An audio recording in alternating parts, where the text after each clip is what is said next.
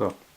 Hi guys, today I'm going to show you how to use the current equation to isolate for t. So here I've written down the current equation, which each of the parts labeled. I represents current, and it's measured in amperes or amps. Q represents charge, and it's measured in coulombs. And delta t represents time, which for this formula you need to have in seconds, but after you're done using this formula, you can have it in minutes, hours, anything the question asks for. So the sample problem I'm going to use today is, for how long can a battery produce a current of 250 milliamps if 1.7 times 10 square coulombs of charge passes through it? Answer in seconds and minutes. So for this question, I'm going to be using the graphs method because it's a great way to organize your work, and you probably would lose marks on a test or quiz if you don't use the graphs method. So for the first letter of graphs is G, which stands for given. In the question, I'm given both I, current, and Q, which is charge. I'm given 1.7 times 10 square coulombs, and I'm given 250 milliamps. I'm not a big fan of scientific notation on my calculator, so I'm just going to convert this into standard notation. All I have to do is move the decimal place 2 times to the right because this number here is a positive 2. So it will become 170 coulombs. You may have noticed my currents in milliamps, but I don't want milliamps. I want amps. So I'm going to be using a conversion chart to show you how to change it into amps. So I know 1 amp equals 1000 milliamps.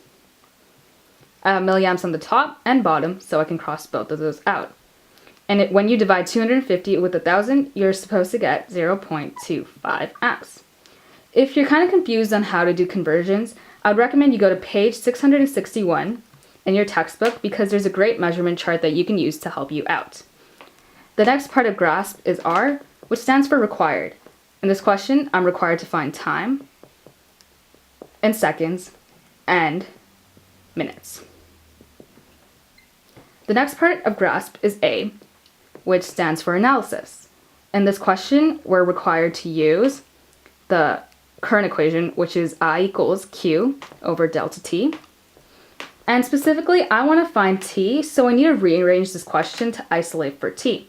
So what you're supposed to do is multiply both sides by T to get delta T, I, equals Q. And then I have to divide both sides by I to get delta T equals Q over I. Now that I've successfully rearranged the equation to have T by itself, I can go on to the next part of grasp, which is S, which stands for solution. All you have to do now is take your rearranged equation and substitute in the numbers you got from G into the variables. So my Q, charge, is 170 coulombs, and my I, current, is 0.25 coulombs per second. You may be wondering where I got coulombs per second from. Well, 1 amp equals 1 coulomb per second. So instead of writing amps, if I write coulombs per second, I can cross off the coulombs, and I would get seconds, which is great because that is a measurement that is used to measure time. So when you divide 170 with 0.25, you should get 680 exactly on your calculator. We're only halfway done this question because we're also supposed to find the time in minutes. So I need to convert 680 seconds into minutes. So I'm going to be using another conversion table. I know that in 1 minute, I have 60 seconds. I cross out the seconds. And 680 divided by 60 is 11.333 minutes. Now that I'm done, I have to see if all my answers are rounded to the correct amount of significant digits. In my original question, I have 250 and 1.7. Both of them have 2 significant digits.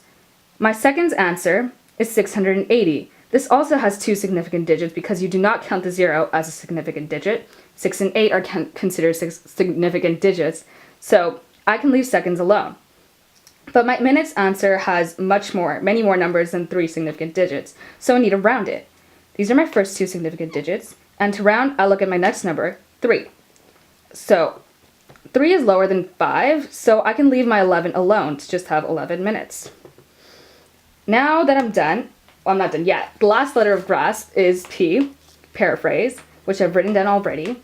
So I have my therefore sign here. Therefore, the battery produces 250 milliamps if 1.7 times 10 squared coulombs of charge passes through it for 680 seconds or 11 minutes. Both of my answers are here in a proper full sentence. Both of my numbers have two significant digits exactly like the two original numbers in the question, so I'm done. Thank you for watching this video. I hope it helped you understand how to use the current equation a bit better, especially for isolating for T.